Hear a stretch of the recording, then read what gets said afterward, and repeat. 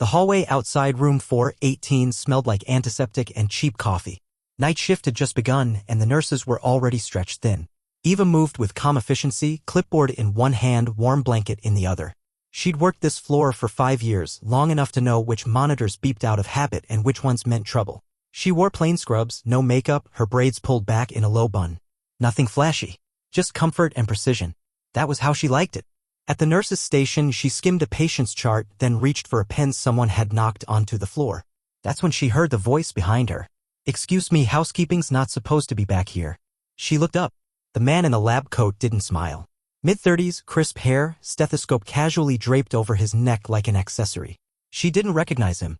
New attending probably. Fresh off his residency and floating on title. She straightened, still holding the chart. "I'm not housekeeping," she said evenly. The man blinked, then smiled in a way that wasn't really a smile. "Oh, transport then?" Eva didn't correct him. Not yet. She just looked back at the chart, steady as ever. The night was just beginning. So was he. Dr. Grant Mitchell tapped the edge of the nurse's station with his pen, impatience creeping into his movements. "I asked for the attending nurse on this floor," he said, not quite looking at her. "Can you go find her?" Eva didn't move. She placed the chart gently back on the counter. "You're speaking to her," she said, her tone still calm. "Eva Thompson. RN. Night shift lead." Grant's hand froze mid-tap. He looked at her again, this time really looked. Still, something in his posture said he was holding back a smirk. "I see," he said, drawing the words out. "Didn't expect that. No badge?" She reached for the lanyard tucked into her front pocket and held it up just long enough to be read. "Well," he said with a half-laugh, "I guess you just have one of those faces. I thought you were, never mind." Eva didn't flinch. She'd heard "never mind" used like that before.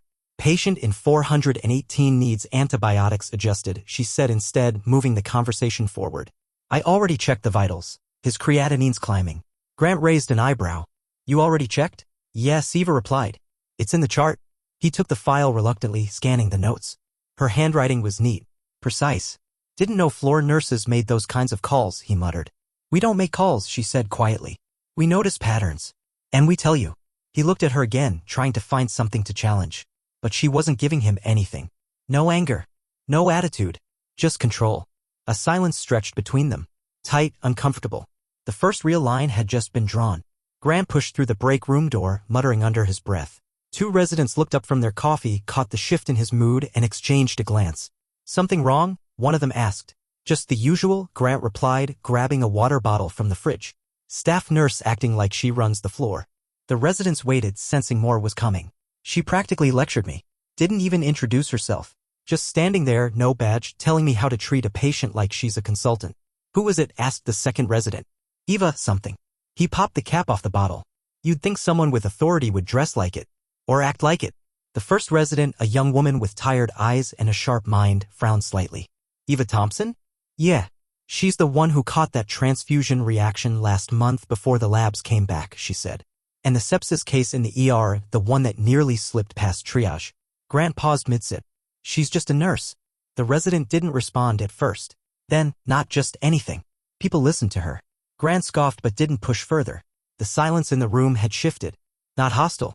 Just heavier. He finished the water and tossed it in the bin. Back on the floor, Eva was updating charts, her focus undisturbed. No one had to explain the politics of the hospital to her. She'd been here long enough to know where the real power moved and how often it was ignored until someone needed saving. And tonight, it felt like someone just realized the ground under him wasn't as firm as he thought. By 2:15 a.m., the ward was quiet again. Machines beeped in their rhythms. The hallway lights dimmed to soft yellow. Eva walked her usual loop, check vitals, scan faces, note the unspoken signs patients gave off before words ever came. At 4:18, Mr. Caro had dozed off. His color was a little better. She marked it down. From behind her, footsteps approached. Slower than before. Less certain. Dr. Mitchell stopped a few feet away, holding a chart. "I reviewed your note," he said, as not quite meeting hers. "You were right about the antibiotics." Eva nodded. "It happens." There was an awkward pause. The kind that settles between people when someone realizes they've underestimated the wrong person. "You've been here a while?" he asked, pretending the question was casual. "Long enough to know how things really work," she said without sarcasm. He let that sit, then glanced at the patient. "Any other concerns I should know about?" Eva didn't smile, but there was something softer in her voice. "Room 422's been getting dizzy spells. Vitals are stable, but something's off. Gut feeling." Grant looked at her. "You trust your gut a lot?" "No," she said simply. I trust my pattern recognition. For a second, something shifted in his face. Not respect, not yet, but curiosity. The kind that shows up when someone starts rethinking the story they'd already written in their head. He nodded once and walked away. Eva returned to the station, flipping a page in her notebook. One crack was enough. The rest would follow. At 3:40 a.m., the lights in room 422 flickered. The patient, Mrs. Langford, had pressed her call button. Eva reached her first. I just feel strange, the woman whispered, hand to her chest. Eva checked her vitals again. Blood pressure had dipped slightly. Oxygen holding. But the look in her eyes, wide, uncertain, told Eva more. She flagged it immediately, made a brief note, and picked up the phone. Dr. Mitchell, it's Thompson. Can you come to 422? Something's off. He arrived 2 minutes later. This time, no swagger, no clip tone. Just alert, focused. What do you see? He asked. Eva stepped aside. Vitals are mostly normal. But she's off baseline. Color's a little pale, and she said the dizziness started suddenly. She's usually steady. He examined her quietly, asked a few questions. Then ordered labs and a cardiac panel. As they stepped into the hallway, he turned to Eva. How often do you catch things like that? Often enough that the night shift listens when I say something's wrong, she replied. He leaned against the wall, tired but watching her closely now. You ever think about going further? Nurse practitioner, physician assistant, something like that. Eva's eyes didn't flinch. You think a title changes what I already know? He was quiet for a beat. Then, I think the title would change how people treat you. She gave a small, dry laugh. Maybe. Until they look at the shoes, or the braid, or the way I don't raise my voice. He didn't have a response. She didn't need one. Not tonight. By 5 a.m., the halls started to stir again, early staff checking in, lights returning to full brightness, clipboards shuffled, coffee brewing down the corridor. At the nurse's station, 2 aides leaned in over a chart, whispering low. Eva heard her name. She flagged it before the labs even came in, one said. The new doc didn't believe her at first, the other replied. You could see it on his face. Grant walked past them, catching the last few words. He didn't stop. Just paused briefly, then kept moving. At the end of the corridor, he found Eva again. She was restocking supplies. It was the least glamorous part of her job, labels, tubing, gloves. But she did it with the same attention she gave everything else. I owe you, he said. Langford's enzyme levels were elevated. Early signs of a cardiac event. If you hadn't. Eva didn't turn. I did what I always do. He nodded. Still. She finally faced him. You want to show appreciation? She asked. Next time you see someone like me in scrubs, don't ask if I'm housekeeping. He looked at her then. Really looked. No defense, no retort. Just the weight of someone finally realizing what had been in front of him the whole time. Understood, he said, voice lower than before. Lesson taken. Eva gave a slight nod and returned to organizing the shelf. She didn't need applause. She needed people to pay attention. At 6:45 a.m., day shift nurses began arriving, the hallway gradually filling with footsteps and fresh scrubs. The energy shifted brighter, faster, but Eva's pace didn't change. She moved with the same steady rhythm, clipboard in hand, notes in perfect order. The handoff meeting was brief. Eva spoke clearly, detailing vitals, updates, the adjustments Dr. Mitchell had made. When she mentioned room 422, one of the younger nurses glanced up. Wait, that was cardiac? Early signs, Eva said. We caught it in time. Dr. Mitchell stood near the doorway, arms folded, listening. He didn't speak, just watched how the others responded to her, how they leaned in when she spoke, asked questions, took notes. No one challenged her. When the meeting ended, Eva handed her clipboard to the incoming lead. See you tonight, she said, then walked past Grant without acknowledging him. He followed her into the hallway. I didn't realize how much weight you carry here, he said. She adjusted her bag on her shoulder. That's because you weren't looking. He nodded slowly. I am now. Eva held his gaze for a second, then turned and walked toward the elevators. Behind her, the building buzzed with the start of another day. But something had shifted, and he knew it wasn't just in her. Later that afternoon, Grant stood in front of the chief nursing officer's office, knocking once before stepping inside. Mitchell, the CNO said, looking up from her screen. Didn't expect to see you today. He closed the door behind him. I wanted to talk about someone on your staff. The CNO raised an eyebrow. Go on. Eva Thompson. Night shift RN. A pause. Then, one of the best we've got. Why? Grant sat down, clasped his hands. I misread her. Assumed things I shouldn't have.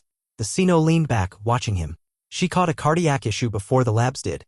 Saw it in a patient's face, in the pattern. It wasn't just clinical. It was instinct and experience. I didn't give that enough credit. You're not the first, the CNO said plainly. But most don't admit it. He nodded. I want to do better, he said. I want to learn what I've been missing. The CNO didn't smile, but her tone softened slightly. Then start by listening more than you speak, she said. And stop assuming authority wears a certain kind of face. Grant nodded again. He didn't argue. Didn't explain. He just sat with it. That was new for him. And it was a start. By the end of the week, the story had started to spread, not loudly, not officially. Just in murmurs between shifts, in glances exchanged at the coffee cart, in quiet mentions during patient rounds. You hear about Thompson catching that cardiac case before the doctor did? Mitchell froze, didn't know what to say. No attitude, no scene.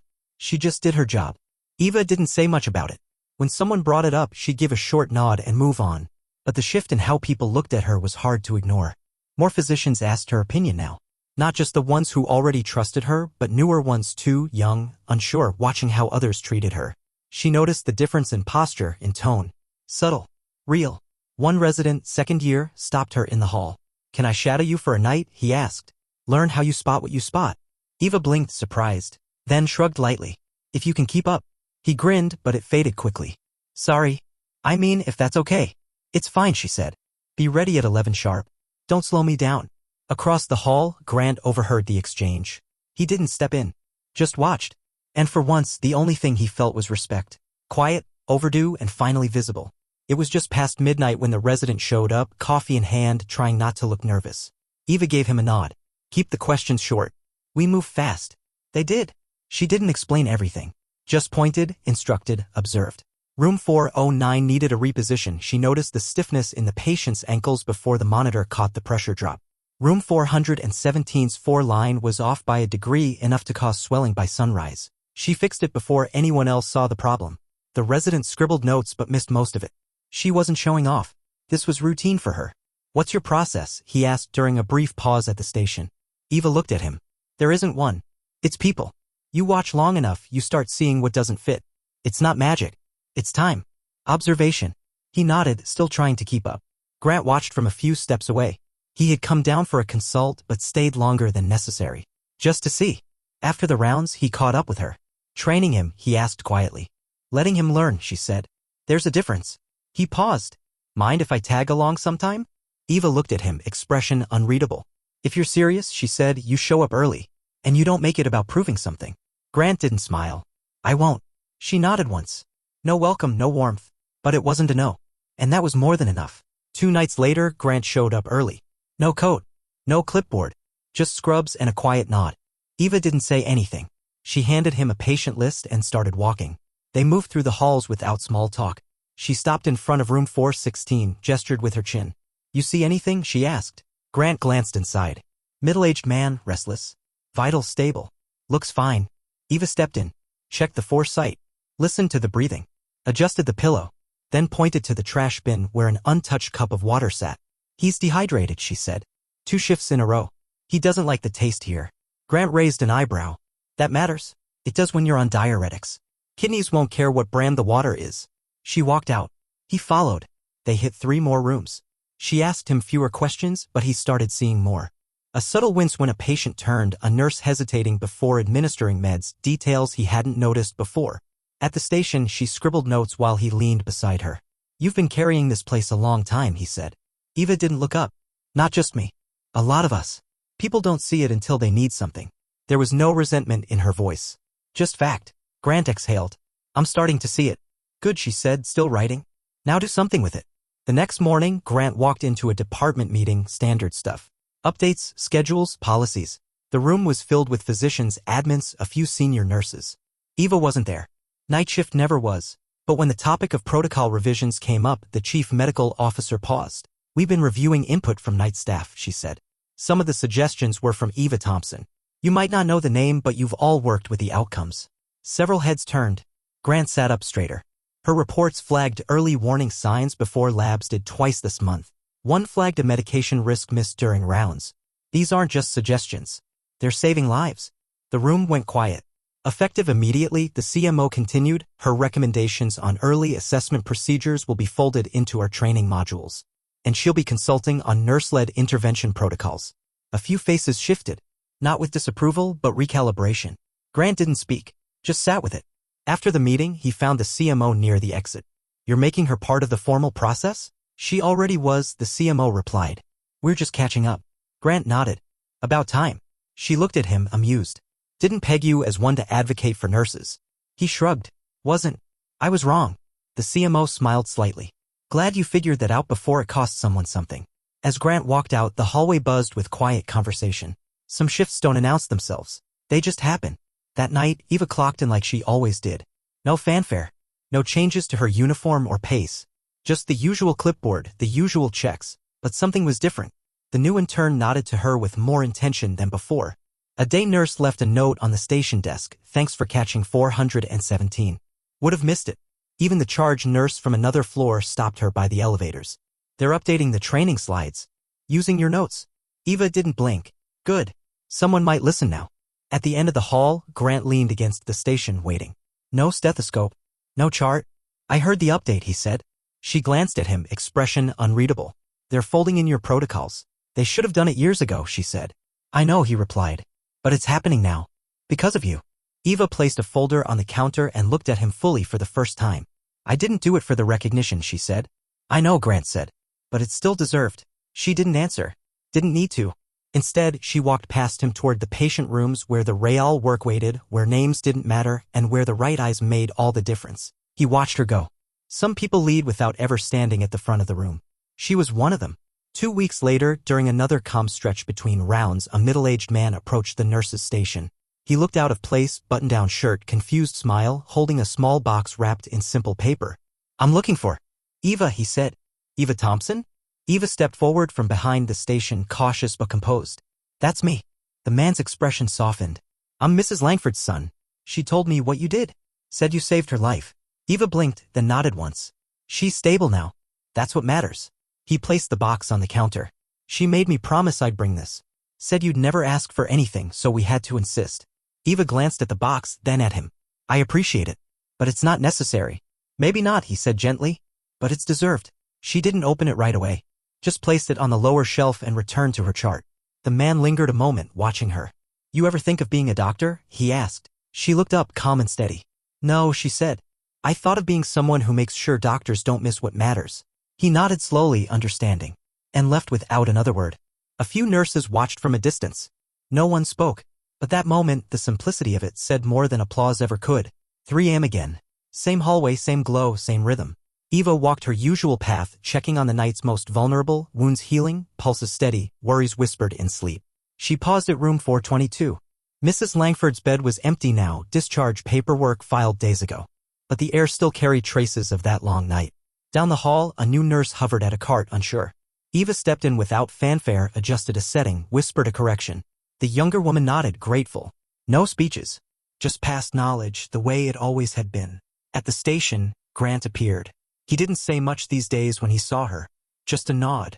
A quiet glance that held weight. He understood now.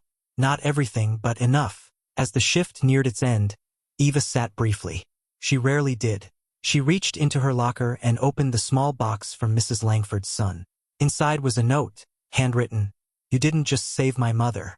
You reminded me what care really looks like. Thank you. Under it, a necklace with a small, plain charm, nothing flashy, just a symbol of steadiness. Eva closed the box. She didn't need to wear it. She carried its meaning already. When the morning lights flicked on and new staff filtered in, Eva stood. Same calm, same pace. Some people notice power when it enters with a title. Others, like her, remind the room who holds it, just by staying steady when it matters most. And tonight, like every night before, Eva did exactly that.